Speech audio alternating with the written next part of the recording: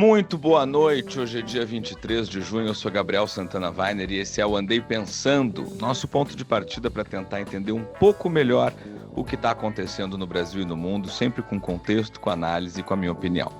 Hoje a gente vai falar da entrevista de Gilmar Mendes no Roda Viva, da operação que caiu em cima do banco do bispo Edir Macedo e também da eleição na Colômbia.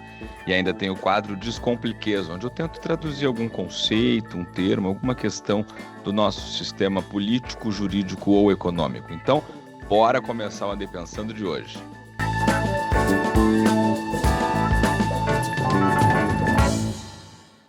A gente começa pelo STF porque ontem o decano Gilmar Mendes sentou no centro do Roda Viva da TV Cultura e ligou a metralhadora giratória. E não foi uma metralhadora cega dessas que atiram para todos os lados. Foram alvos escolhidos com bastante pontaria. André Mendonça, Edson Fachin, Carmen Lúcia, Cássio Nunes Marques, exatamente a ala do tribunal que pensa diferente dele. O alvo principal foi Mendonça, relator do caso do Banco Master. Gilmar cravou que o colega cometeu um erro crasso ao conversar diretamente com o advogado de Daniel Vorcaro sobre uma proposta de delação. E aqui eu preciso ser honesto, no princípio ele está certo. A lei não autoriza o juiz a sentar na mesa da negociação. O acordo é entre o Ministério Público ou a Polícia Federal e o delator. Ao relator cabe homologar ou rejeitar, e não cozinhar. O problema é quando a gente pega esse princípio e tenta andar alguns metros com ele. No julgamento da trama golpista, Alexandre de Moraes, relator, teve audiência com o delator Mauro Cid no encontro em que, pelas palavras do próprio Moraes, uma omissão da colaboração foi sanada. As defesas passaram o processo inteiro chamando o relator de juiz inquisidor. Mesma cadeira, mesma regra, a mesma impropriedade que Gilmar agora descreve com tanta indignação. Sobre Moraes, no entanto, nunca saiu um erro crasso, nunca saiu um reparo, um post. Gilmar nunca disse nada. E é bom lembrar onde Gilmar Mendes está nessa história. No caso Master, julgado na segunda turma, ele ficou isolado. Na semana passada, ele foi o único a divergir de Mendonça sobre a prisão do pai e do primo de Vorcaro. Mendonça tem maioria com Nunes Marques e Luiz Fux. Toffoli nem vota, né? Se declarou suspeito depois dos negócios no resort Taiaiá. E nos bastidores, os ministros da corte leem a entrevista de um jeito bem menos nobre. Eles acham que o Gilmar está construindo o terreno para anular as investigações, repetindo com Mendonça a mesma comparação que ele fez com o Sérgio Moro na Lava Jato. Só que para a maioria da turma, Mendonça não é Moro. Depois, Gilmar virou a chave e se fez garantista, criticou a decisão de Nunes Marques, que barrou a pesquisa da Atlas Intel, a que indicava a queda de Flávio Bolsonaro e mencionava as conversas em que ele pede dinheiro a Vorcaro para o filme Dark Horse. Ele chamou aquilo de jurisprudência Nunes Marques e disse que não se sustenta no Supremo, invocando a ADPF 130 e a liberdade de expressão. De novo, no princípio, eu assino embaixo com Gilmar. O que custa engolir é que a liberdade de expressão do Gilmar Mendes tem uma fronteira muito bem demarcada. Ela termina onde começa a piada sobre ele. Sérgio Moro fez uma brincadeira boba numa festa junina anos atrás, a da cadeia, e o desfecho foi uma denúncia por calúnia que a primeira turma fez questão de manter. A mesma DPF que protege a pesquisa incômoda não estica 1 centímetro para cobrir quem tira sarro do decano. Tem ainda o terceiro alvo, e talvez o melhor argumento que ele fez na noite. Gilmar criticou o projeto que libera membros da AGU a advogar no setor privado, dizendo que isso subordina a função pública ao interesse particular de quem ocupa o cargo. É conflito de interesse escancarado, e ele tem toda a razão novamente. O que assombra é a precisão cirúrgica com a qual ele enxerga o conflito quando o conflito é dos outros.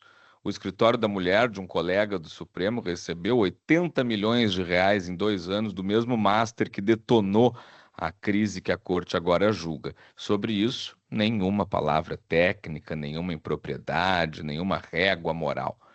E soma-se a isso o Fórum de Lisboa, que Gilmar organiza todo ano e que em Portugal já ganhou até o apelido de Gilmar Palusa.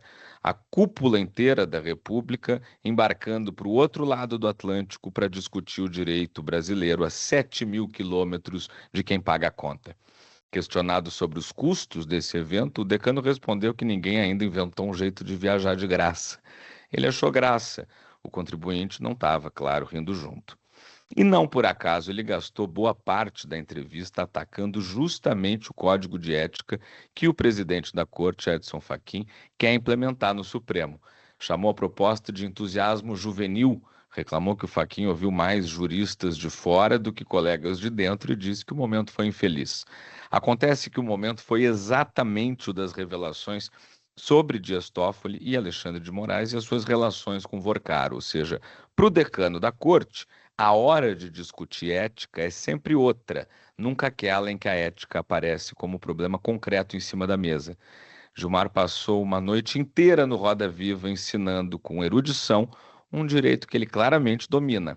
Faltou só a única aula que importava, né? A de aplicar um parágrafo que seja daquilo tudo a si mesmo. E enquanto Gilmar discute no Roda Viva quem podia ou não podia sentar na mesa da delação do Master, a Polícia Federal mostrava nas ruas que o Master deixou de ser um caso e virou um método. Nessa terça-feira, a PF deflagrou a Operação Miragem contra o Banco Digimais, controlado pelo bispo Edir Macedo, fundador da Igreja Universal. Foram mandados de busca, quebra de sigilo e bloqueios de até 670 milhões de reais em bens. O bispo está entre os investigados, mas não teve busca na porta, porque mora no exterior. Isso teve mesmo, o sequestro de bens autorizado pela Justiça. A suspeita, a partir dos relatórios do próprio Banco Central, é de gestão fraudulenta, balanço inflado e operação de crédito proibida entre partes relacionadas. Traduzindo para quem não vive de demonstrativo, eu estou falando de direitos de crédito que foram comprados por cerca de 71 milhões de reais e viraram no papel mais de 741 milhões depois de várias reavaliações feitas por fundos ligados à própria casa. E aí o banco vendeu esse ativo engordado para sua própria controladora, com pagamento previsto lá para 2032 e sem nenhum real entrando no caixa. Ou seja, vendeu para si mesmo uma promessa para fechar a conta e parecer sólido. A Polícia Federal diz com todas as letras que o Digimais replicou a dinâmica do Master. A mesma promessa de rentabilidade alta demais para ser verdade, a mesma aposta de que o cliente ficaria tranquilo, porque o depósito estaria protegido pelo tal do Fundo Garantidor de Crédito. E não é só semelhança de estilo. Depois da liquidação do Master, a investigação encontrou uma exposição de quase 600 milhões do Banco Digimais a carteiras ligadas ao banco de Daniel Vorcaro, além de gestores que circulavam entre as duas instituições. É aqui que a coisa sai do balanço e encosta em todo mundo. A venda do Digimais para o BTG Pactual estaria condicionada a uma injeção de cerca de 7 bilhões de reais do fundo garantidor para cobrir esse rombo. Na prática, isso transfere o prejuízo de uma gestão suspeita para o sistema que existe para proteger o correntista, enquanto o patrimônio de quem administrava seguia intacto. O fundo que foi criado, então, para socorrer quem poupa, acaba socorrendo, na verdade, quem quebrou. E o desconforto maior é o calendário. Os reguladores viam inconsistências no Digimais há pelo menos 2 anos. Já no começo do ano passado, um fundo foi à justiça em São Paulo cobrar meio bilhão de volta depois de achar uma auditoria com mais de 22 mil carteiras de crédito sem lastro vendidas pelo Digimais.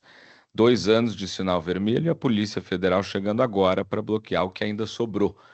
O Digimais, ao contrário do Master, nem foi liquidado ainda, mas o roteiro já é conhecido nosso.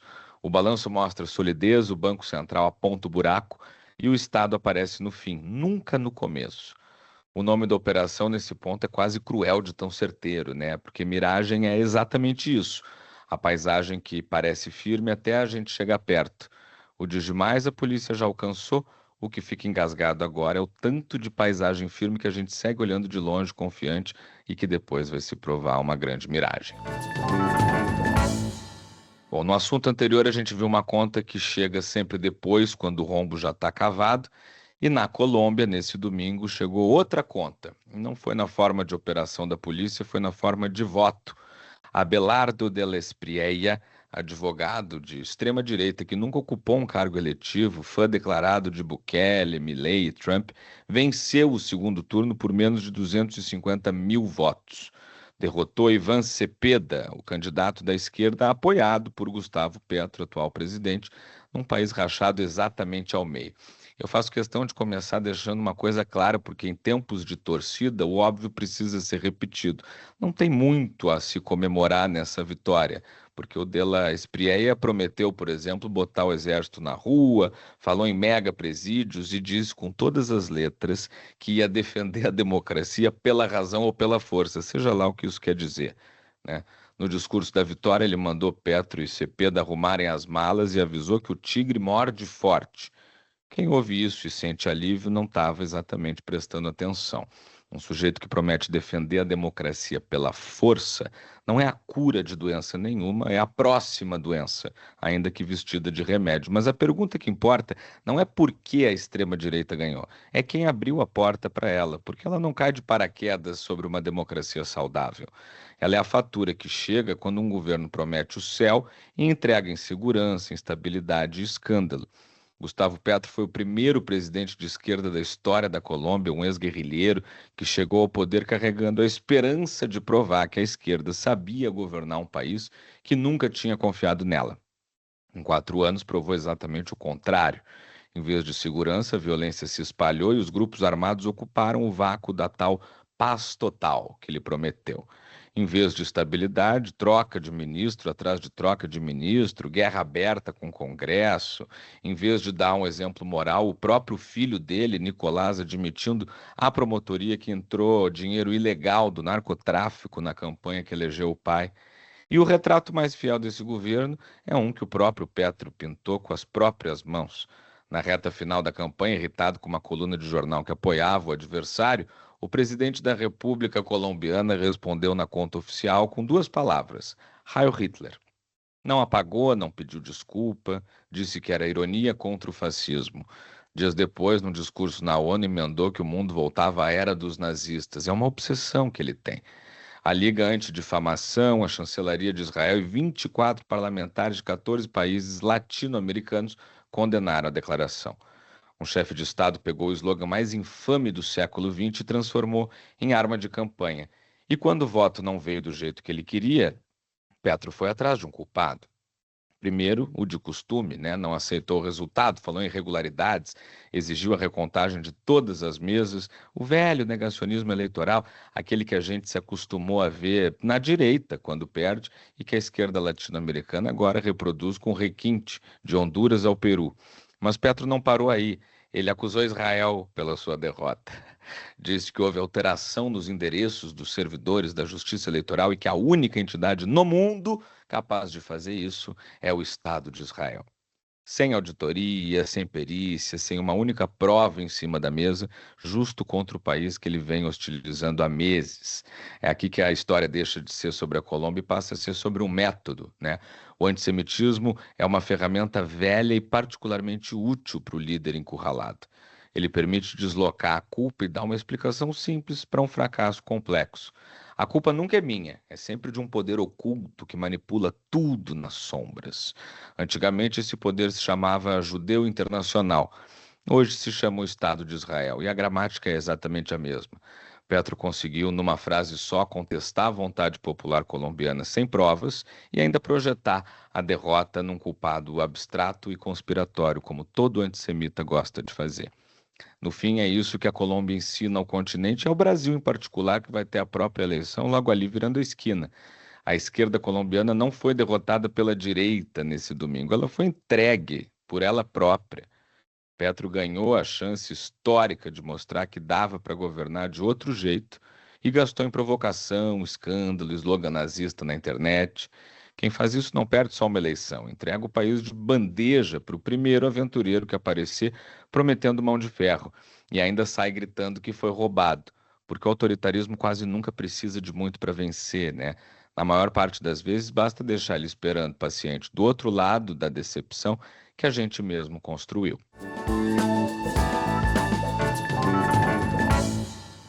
E no Descompliquês de hoje, deixa eu te explicar um conceito que explica um pouco o dia inteiro, que é risco moral, ou, como você já pode ter ouvido por aí em inglês, a expressão moral hazard. Apesar do nome solene, é economia e não filosofia. A ideia é muito simples de que a gente corre mais risco quando sabe que não vai ser a gente que vai pagar a conta se tudo der errado. É aquele motorista que depois de fazer um seguro que cobre tudo, dirige um pouquinho mais relaxado, sabe? Quando o erro deixa de doer no próprio bolso, a prudência afrouxa. Agora, sobre essa lógica, vamos aplicar isso num banco. O cliente aplica no rendimento alto demais porque alguém avisou que está tudo coberto pelo FGC, o Fundo Garantidor de Crédito.